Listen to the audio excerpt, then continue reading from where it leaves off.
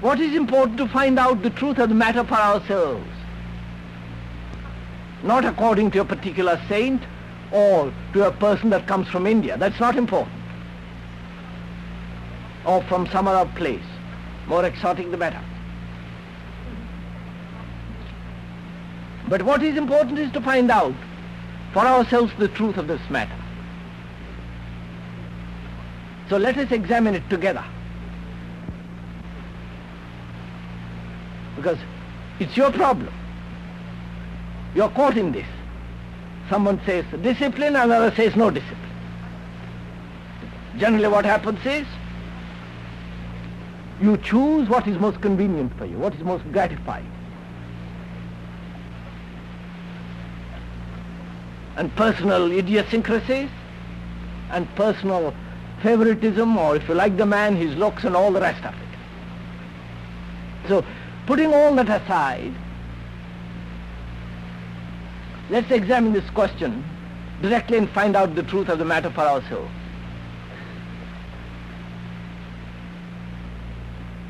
Because in this question a great deal is involved, and we have to approach it very cautiously and hesitantly.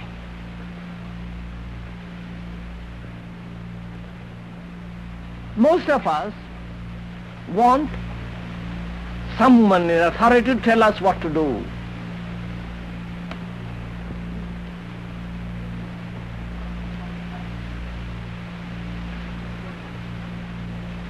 We look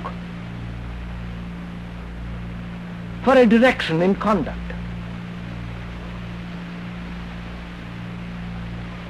Because our instinct is to be safe, not to suffer more.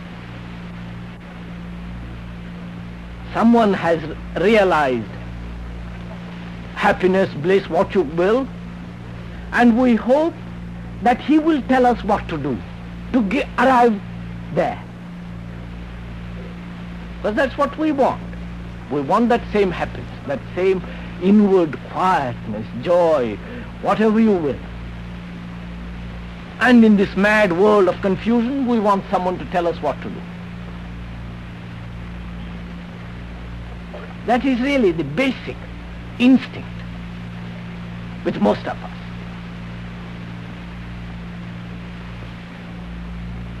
And according to that instinct, we pattern our action.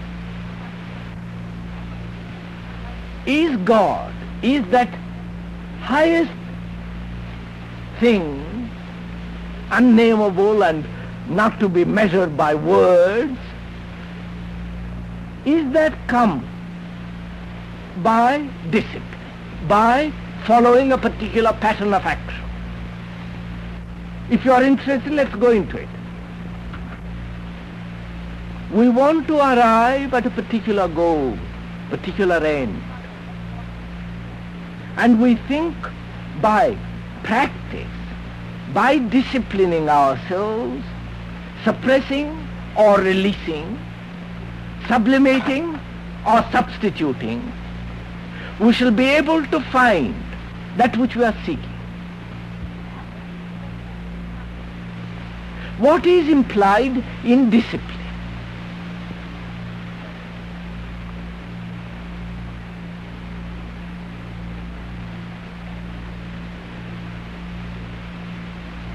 Why do we discipline ourselves? If we do, I doubt if we do, but why do we do it? No, seriously, why do we do it? Is discipline and intelligence, can they go together?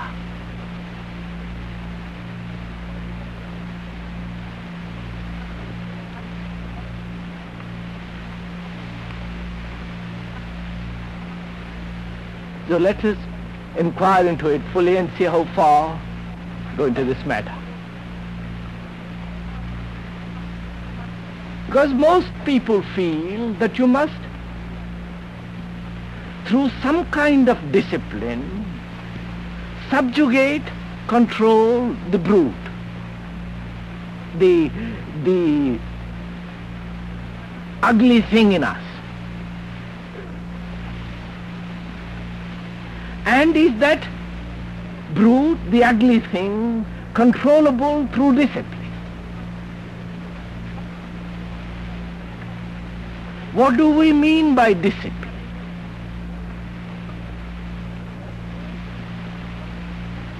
A course of action which promises a reward, which course of action, if pursued, will give us what we want. It may be positive or negative.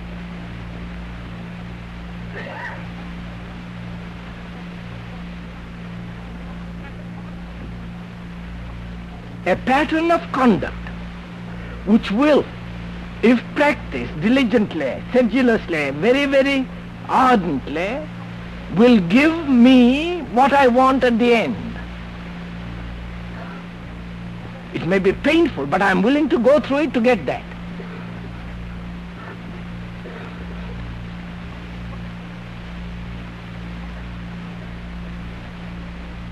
That is the self, which is aggressive, selfish, hypocritical, anxious, fearful, the whole of it.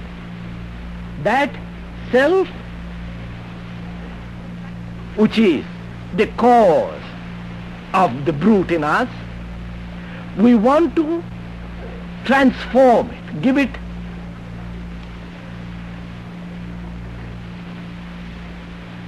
subjugate it, destroy it. And how is this to be done? Is it to be done through discipline or through an intelligent understanding of the parts of the self, what the self is, how it comes into being and so on? That is, shall we destroy the brute in man through compulsion or through intelligence? And is intelligence a matter of discipline? Let us for the time being forget what the saints and all the rest people have said. And I do not know if they have said it. Not that I am an expert on saints. But let us go into the matter for ourselves as though you are for the first time looking at this problem. Then we shall have something creative at the end of it, not just quotations of what other people have said, which is so vain and useless.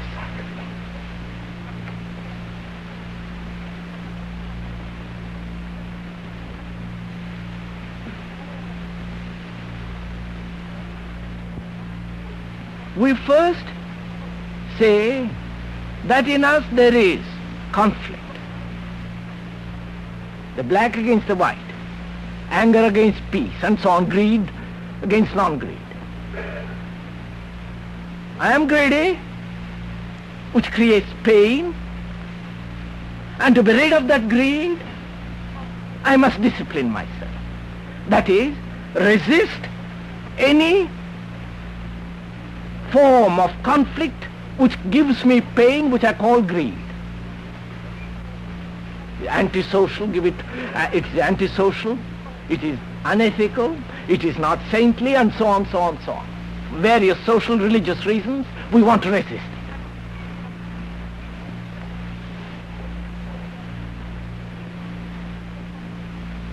Is greed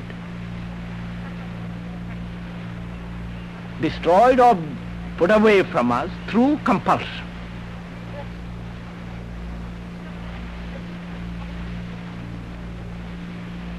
First, let's examine the process involved in suppression, in compulsion, in putting it away, resisting. What happens when you do that, when you resist greed? Who is the thing that is resisting greed?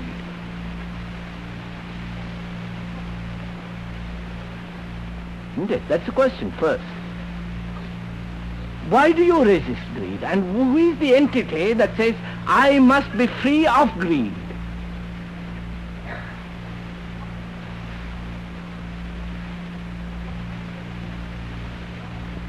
the entity that says I must be free, is also greed, is he not? Because up to now, greed has paid him. And now it is painful, therefore he says I must get rid of it. The motive to get rid of it is still a process of greed, because he wants to be something which he is not. I don't know.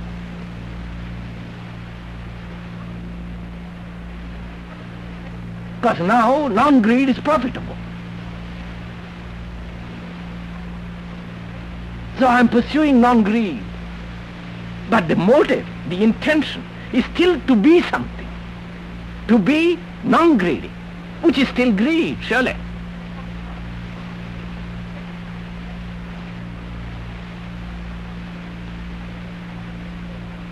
Which is again a negative form of the emphasis of the me.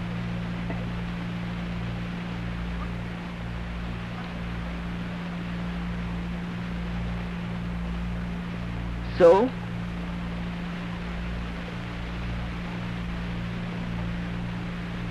being greedy, we find that it is painful for various reasons which are obvious. As long as we enjoy it, as long as we are, it is paying us to be greedy, then there is no problem. Society encourages us in different ways, so do religions encourage us in different ways. As long as we are, it is profitable. As long as it's not painful, we pursue it. But the moment it becomes painful, we want to resist it. The resistance is what we call discipline against greed.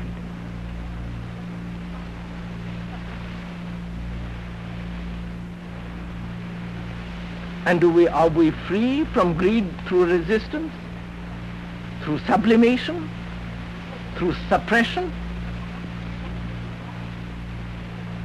Any act on the part of me who wants to be free from greed is still greed. Therefore, any action, any response on my part towards greed is obviously not the solution.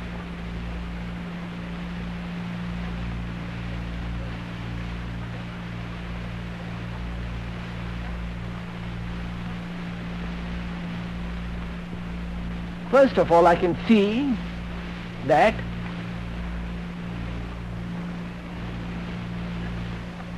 there must be a quiet mind, undisturbed mind, to understand anything. Especially something which I do not know. Something which my mind cannot fathom. As the questioner says, God. To find that, to realize that, to understand that, there must be a quiet mind, obviously. To understand anything, any intricate problem, mathematic or relationship or any problem, there must be a certain quiet depth to the mind. And is that quiet depth to the mind come through any form of compulsion? I may compel the superficial mind.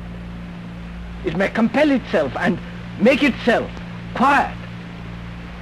But surely, such quietness is the quietness of decay, death. It is not capable of adaptability, pliability, sensitivity.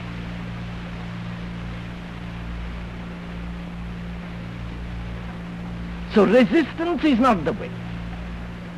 Now, to see that requires intelligence, doesn't it?